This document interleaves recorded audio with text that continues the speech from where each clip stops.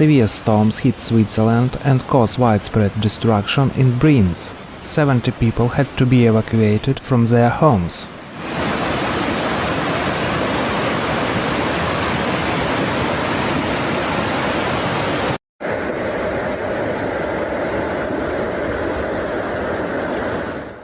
Torrential rains, heavy hailstorms, flooded trucks, torrents over railway lines, roads covered by fallen debris and no longer passable, severe storms swept across Switzerland on Monday evening.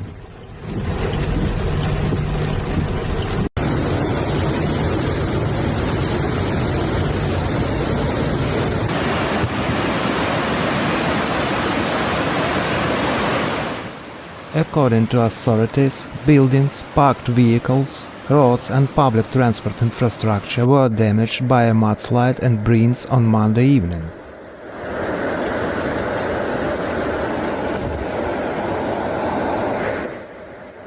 At around 6:30 p.m. the Milibach in Brienz overflowed its banks. A collector above the village was overflowed by boulders and wood that had been carried along with it.